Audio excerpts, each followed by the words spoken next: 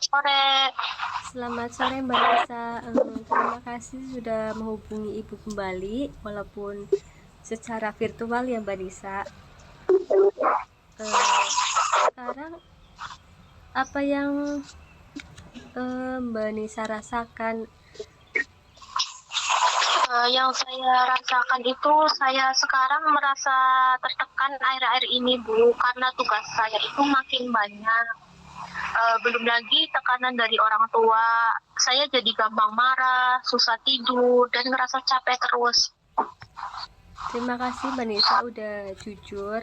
Kalau boleh tahu, apa yang paling membebani Mbak Nisa saat ini?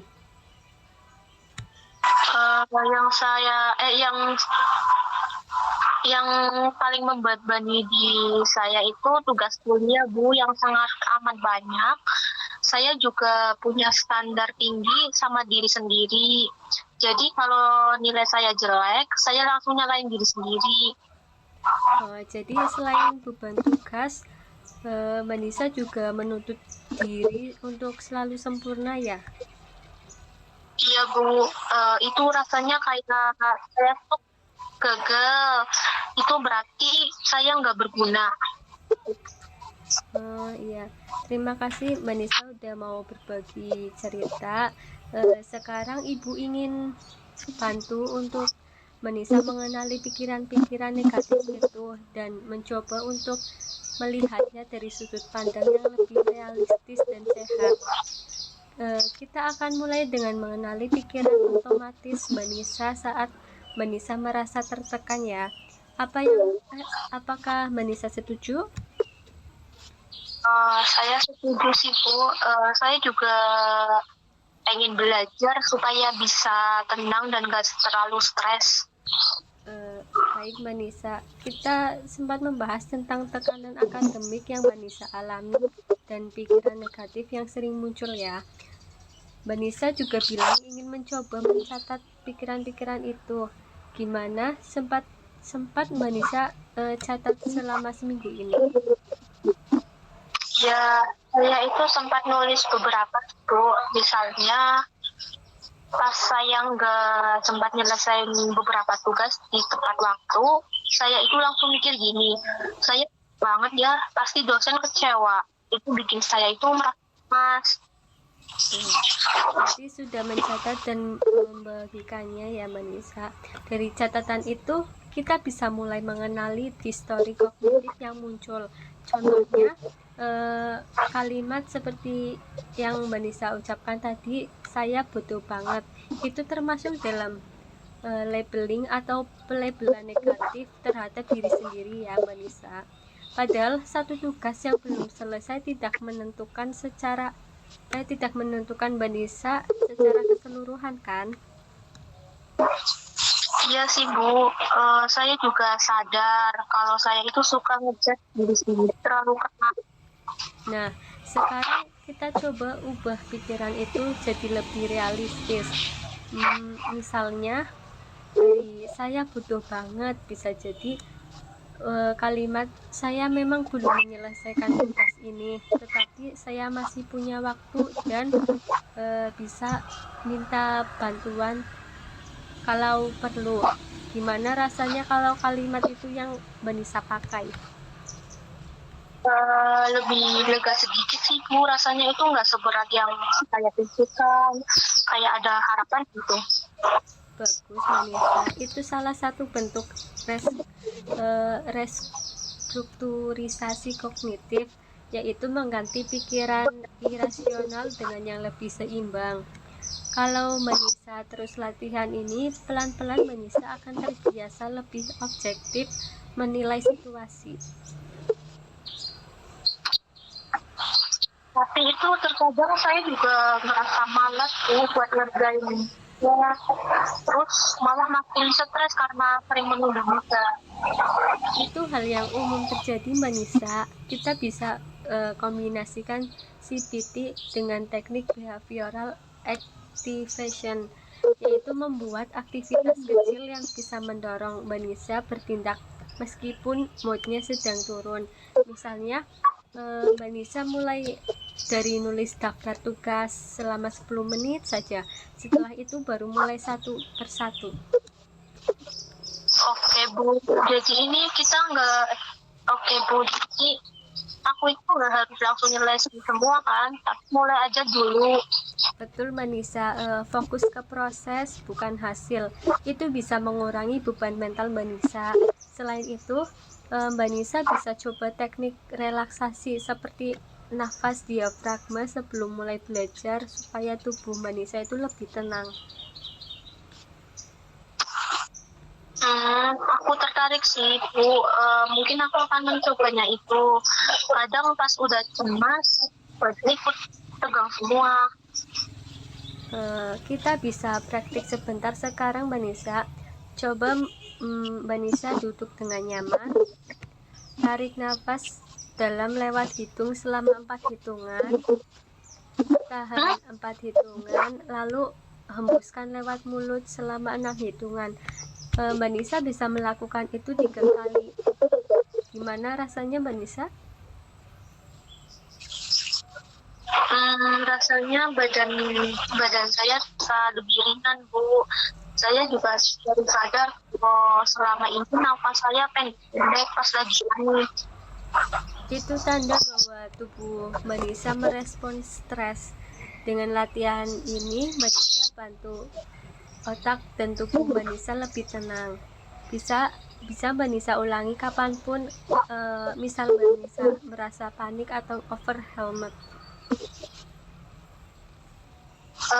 Saya akan coba mulai latihan minggu ini Bu. Rasanya saya mulai ngerti gimana cara untuk berdamai sama stres saya.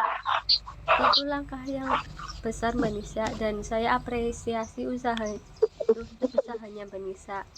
Minggu depan kita akan bahas bagaimana membuat rencana belajar yang lebih fleksibel dan realistis, biar Mbak Nisa juga tetap produktif tanpa harus merasa tertekan berlebihan.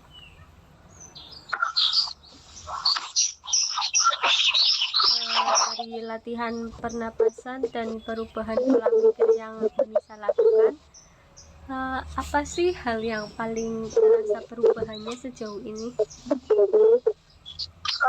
Saya jadi lebih sadar pas mulai overthinking. Dulu saya biarin aja pikiran jelek itu muter-muter di kepala saya.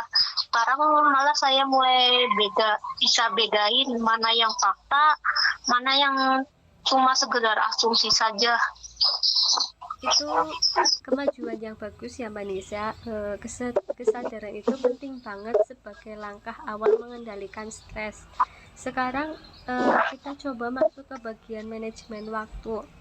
Mbak Nisa bilang sebelumnya kalau Mbak Nisa itu sering menunda tugas, dan pernah coba bikin jadwal belajar atau to-do list belum Mbak Nisa? Pernah sih Bu, tapi enggak konsisten. Kadang saya bikin list terlebih dahulu dan akhirnya itu nggak sempat semua, terus malah makin stres. Itu hal yang sering terjadi. Kita bisa coba teknik prioritas 3 tugas. Jadi dalam sehari cukup pilih 3 tugas utama yang realistis untuk diselesaikan. Sisanya masuk ke daftar opsional. Dengan begitu Mbak Nisa gak merasa dikejar-kejar, tapi tetap ada progres. Kayaknya itu cocok sih Bu, soalnya kan kalau lihat daftar yang panjang saya langsung down duluan. Oke Mbak Nisa, kita coba contohkan. Misalnya besok Mbak Nisa punya tugas penting, apa yang ingin Mbak Nisa selesaikan? Mungkin besok saya mau ngerjain paper mata kuliah psikologi, nyusun bahan presentasi, dan baca 1 bab untuk persiapan tes.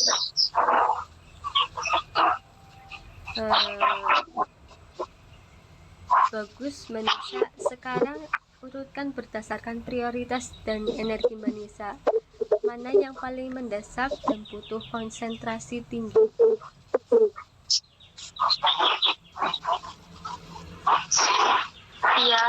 Ya Bu, saya bisa mencoba metode itu karena lebih masuk akal dan lebih fleksibel juga.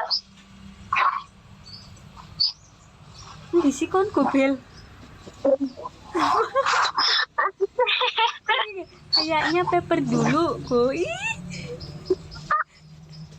Ya, ya. Apa? Satu, Ulangi ya, ulang. tiga. Oh. Kayaknya paper dulu Bu, soalnya kan deadline-nya lebih dekat, paling dekat. Nah, itu jadi prioritas utama ya Mbak Nisa. Presentasi bisa diurutkan kedua dan baca satu bab itu bisa Mbak Nisa lakukan santai malam hari. Dengan cara ini Mbak Nisa punya kerangka kerja yang lebih terarah dan gak bikin Mbak Nisa kewalahan. Ya Bu, saya bisa mencoba metode itu terus dimasuk. Ya, selain itu Mbak Nisa juga bisa menerapkan teknik reward diri. Misalnya setelah menyelesaikan tugas berat, Mbak Nisa bisa kasih waktu buat istirahat atau nonton sebentar sebagai bentuk penghargaan buat diri Mbak Nisa.